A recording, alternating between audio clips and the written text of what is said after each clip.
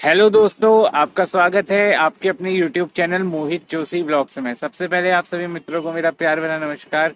दोस्तों, आज तारीख है 14 मार्च 2022 और मैं आज जाने वाला हूं हमारे चाचा जी परम श्रद्धेय आदरणीय आचार्य श्री सुरेश चंद्र बहुगुणा जी तत्व गुरु जी के वहाँ।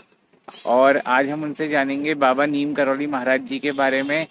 तो चलिए चलते हैं उनके वहाँ। तो आप इस ब्लॉग में मेरे साथ बने रहिए। नमस्कार। मैं तत्वगुरु सुरेश बहुगुणा आज आपके सामने मोहित जोशी जी के एक नए ब्लॉग में दुनिया के बहुत बड़े संत की कथा लेकर के आया हूँ, जिनको मात्र भारत में ही नहीं बल्कि दुनिया के बड़े बड़े लोगों ने जिनका शिष्यत्व प्राप्त करके संसार की ऊंचाइयों को छुआ है। ऐसे महान संत, ऐसे महान पुरुष, ऐसे अष्ट सिद्धियों के दाता हनुमान जी के साक्षात अवतार नीम करौली महाराज जी के बारे में मैं आज आपके सामने कुछ चीज़ें उनका परिचय रखने जा रहा हूँ। यह ब्लॉग दो भागों में मैं आपके सामने रखूँगा। आज प्रथम भाग में मैं उनका पूरा परिचय आपके सामने रख रहा हूँ। उसके बाद द्वितीय भाग में आप सब लोग महाराज जी के चमत्कारों के बारे में सुन सकेंगे।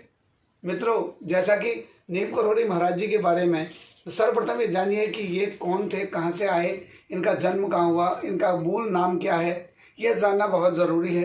कहा जाता है कि उत्तर प्रदेश के फिरोजाबाद जिले में अकबरपुर नामक स्थान पर वहाँ के ज़मींदार दुर्गा प्रसाद शर्मा जी, कोई लोग दुर्गा दास शर्मा जी भी करते हैं, उनके घर में इनका जन्म हुआ।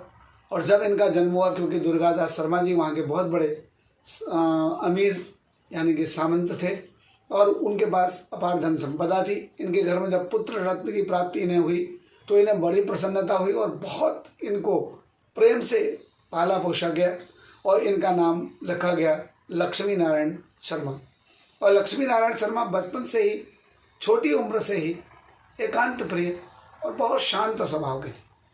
और बचपन में ही इन्हें कोई भी खिलौनों से प्रेम नहीं था। इन्हें केवल और केवल हनुमान जी की प्रतिमा बहुत प्रिय लगती थी। जब इनके सामने अगर ये रोते भी थे बचपन में कहते हैं, तो इनके सामने अगर हनुमान जी की प्रतिमा को ला के रख दिया जाता था तो ये शांत होकर उनसे बातें से करने लग जाते थे। ऐसा लगता था कि जैसे हनुमान जी इनके साथ बात करते हैं, ऐसे ये विलक्षण प्रतिभावान थे। इनका लालन पालन हुआ, विद्यालय शिक्षा शुरू हुई। जब बड़े बड़े ज्योतिषों आचार्यों को जब इनकी कुंडली दिखाई गई तो इनके पिता श्री दुर्गादास शर्मा जी से कहा गया कि महाराज, आपके पुत्र में राजयोग नहीं बल्कि प्रवज्या योग है, यानी संन्यास योग है। जब ऐसा कहा गया तो अब उन्होंने सोचा कि भाई मेरा पुत्र, मैं इतना बड़ा सामंत हूँ, मेरा पुत्र अगर सन्यासी बन जाएगा तो आगे वंश कैसे चलेगा, ये कैसे, क्योंकि हमारे यहाँ सबसे ज़्यादा प्रॉब्लम ये रहती है कि हमारा वंश कैसे चलेगा। तो उस समय तब उन्होंने उनके लालन पालन सांसारिक सुख वैभवों में कमी नहीं की, परंतु इन्हें संसार के सुख वैभव लालन पालन से में दिए गई वस्तु सामग्रियों से ज़्यादा मतलब नहीं था। एकांत में बैठकर बस न जाने क्या अपने इस तरह से बैठकर मुद्रा में और तिकोनी मुद्रा में बैठकर एकांत, और ज़्यादा अच्छे कपड़े पहनने का इसका कोई शौक नहीं। बस हनुमान जी की प्रतिमा को देखकर हनुमान चालीसा का पाठ करते रहते और उसको देखकर प्रसन्नचित होते। और ऐसा करते करते कहते हैं कि 11 वर्ष की जब इनकी अवस्था हुई तो इनके पिता ने इनका विवाह भी तय कर दिया। जब इन्हें पता चला कि मेरा विवाह तय कर दिया गया है, तो कहीं पर तो ये कहा जाता है कि इनका विवाह किया गया, परंतु कहीं पर कहा गया कि जैसे ही इन्हें पता चला कि इनका विवाह तय कर दिया गया तो इन्होंने घर छोड़ दिया। और घर छोड़कर ये अपने घर से दूर चले गए, कभी संतों के पास, कभी महात्माओं के पास, कभी योगियों के पास, कभी ब्राह्मणों के पास, तीर्थों में दूर दूर इधर उधर जाते रहे। अंततोगत्वा इन्हें एक स्थान, उत्तर प्रदेश का एक स्थान जो नीम करौली नाम से प्रसिद्ध था, उस स्थान पर यह एक हनुमान जी के मंदिर में रुक गए और इन्हें वो जगह बहुत अच्छी लगी। उस जगह का नाम भी नीम करौली इसलिए है क्योंकि वहाँ पर एक नीम के पेड़ में एक परमानेंट एक करेले की बेल थी। वैसे करेले की बेल तो टेम्परेरी होती है, सीजनल होती है, परंतु उसमें हमेशा रहती थी। और हमारे यहाँ एक कहावत है, एक तो करेला ऊपर से नीम चढ़ा, यानी कि वो करेला बहुत कड़वा होता जो नीम के पेड़ में जिसकी बेल गई हो, परंतु वो करेला इतना प्रसिद्ध था कि वो करेला बिल्कुल एकदम स्वादिष्ट होता था, उसमें कड़वाहट थी नहीं। तो उस जगह का नाम ही नीम करौली पड़ गया। और ये महाराज जी वहाँ पर रहे और महाराज जी हनुमान जी की प्रतिमा को देखकर इन्होंने बहुत ध्यान किया। और जैसा कि अब हनुमान चालीसा में सुनते भी हैं, क्योंकि हनुमान जी कौन है, अष्ट सिद्धि नौ निधि के दाता, असबर दीन जानकी माता। माँ भगवती जानकी जी ने हनुमान जी को अष्ट सिद्धि और नौ निधियों का दाता बनाया है। और ये हनुमान जी के परम भक्त थे और हनुमान जी ने इन पर कृपा की। इनके 5-6 वर्ष की घोर तपस्या से प्रसन्न होकर इन्हें क्या किया कि इन्हें वरदान दिया कि तुम आज से अष्ट सिद्धियों के स्वामी हो जाओगे, अष्ट सिद्धियों पर तुम्हारा कमांड रहेगा। और जिसका अष्ट सिद्धियों पर कमांड हो, अणिमा लघिमा द्राघिमा 8 सिद्धियां होती जिसमें मनुष्य सूक्ष्म से सूक्ष्म और बड़े से बड़ा भी बन सकता है। वो वायु वेग से उड़ सकता है और किसी भी स्थान पर जा सकता है। वो ऊर्जा के रूप में भी जा सकता है और वो मास के रूप में भी जा सकता है। तो ऐसी सारी सिद्धियां महाराज जी को प्राप्त हुई। परंतु उन्हें उस स्थान पर जब फिर लोग आने लगे तो जो फरियादी आते, भैया संत के पास आते, महाराज मुझे ये परेशानी है, महाराज जी हनुमान जी का नाम लेते और हनुमान जी का कोई भी मंत्र बोलते और उनके सर के ऊपर हाथ फेरते और वो दुखिया का दुख दूर हो जाता। अब ऐसे करते करते उनकी प्रसिद्धि बढ़ गई। लोग आते अपने दुख लेकर, न जाने कितनी परेशानियों से आते और आकर के क्या करते कि महाराज जी उनके ऊपर अपना हाथ फेरते और वो स्वस्थ होकर के चले जाते। अब जब ऐसी स्थितियां आने लगी तो महाराज जी का नाम प्रसिद्धि बढ़ने लगी, लोगों का जमवाड़ा लगने लगा। भाई संत आए हैं, कौन से संत? नीम करौली संत। वह वहीं से उनका नाम नीम करौली बाबा पड़ गया।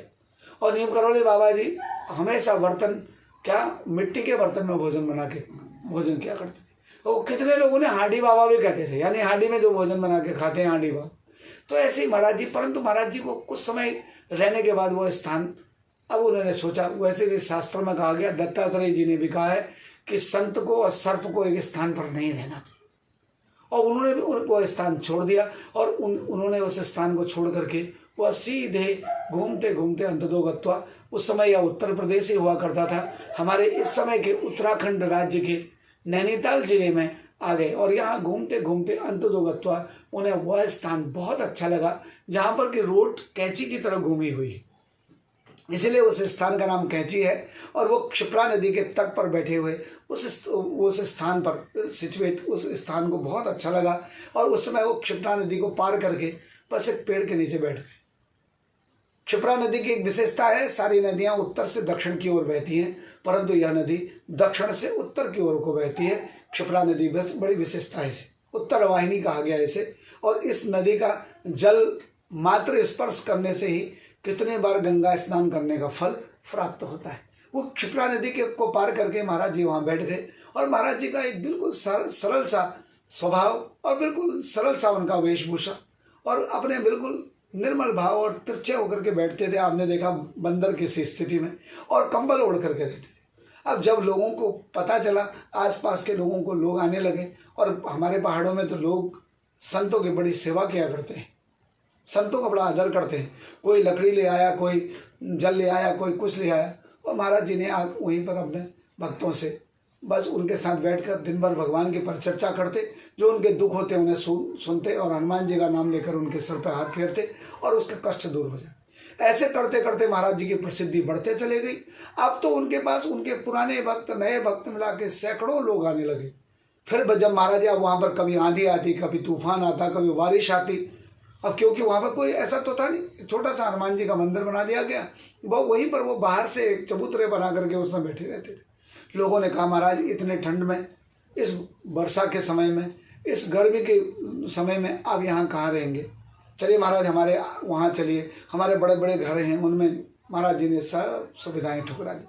बोले मुझे अगर सुख सुविधाओं में रहना होता तो मैं अपने पिता के द्वारा दी गई सुख सुविधाओं का पूर्ण भोग करता। महाराज जी ने कभी किसी की सुख सुविधा को नहीं लिया। वही संत का सा जीवन, बिल्कुल निर्मल सरल स्वभाव, सुबह शाम हनुमान चालीसा का पाठ करते, निरंतर कहते कि भैया जो हनुमान चालीसा पढ़ता है उसके सारे कष्ट दूर हो जाते हैं। और ऐसा करते करते महाराज जी के पास न जाने कितने, और जो एक बार महाराज जी को देख लेता, जो एक बार महाराज जी के 60 के दशक में महाराज जी यहाँ पहुँचे हैं। और 1900 में, लगभग 1900 में इनका जन्म हुआ, जब इनकी अवस्था लगभग 60 वर्ष की थी, उस समय ये कैंची धाम पर पहुँचे हैं। और कैंची धाम पर पहुँचने के बाद इन्होंने यहीं पर बैठकर अपने भक्तों के कष्ट दूर किए। और कहते हैं कि न जाने कितने चमत्कार महाराज जी ने किए, कितने मुर्दों को जिंदगी दी है महाराज, कितने विकलांगों को इन्होंने सही कर दिया। हनुमान जी का नाम लें और हनुमान चालीसा का पाठ करवाएं और ठीक हो जाए। मैं इन चमत्कारों के बारे में नए एपिसोड में और नए ब्लॉग के साथ मोहित जोशी जी के साथ फिर से जुड़ता हूं, और तब तक के लिए आप सबको नमस्कार है। बाबा नीम करोली की कृपा पर बने रहे। जय उत्तराखंड, जय संत समाज, हर हर महादेव। दोस्तों मैं अभी चचा के वहां से आ चुका हूं और आज चचा के द्वारा बाबा नीम करौली महाराज जी के जीवन परिचय के बारे में बताया गया, और अभी इसके दूसरे भाग में चचा उनके चमत्कारों के बारे में भी बताएंगे। तो दोस्तों आज के व्लॉग को यहीं पे एंड करते हैं। आशा करते हैं कि आपको व्लॉग पसंद आया होगा। अगर आपको व्लॉग पसंद आया तो इसे अपने दोस्तों के साथ शेयर कीजिएगा और हमारे चैनल को भी लाइक, शेयर एंड सब्सक्राइब करना ना भूलिएगा। नेक्स्ट व्लॉग में फिर से आपसे मुलाकात होगी। तब तक के लिए जय देवभूमि, जय उत्तराखंड, बाय।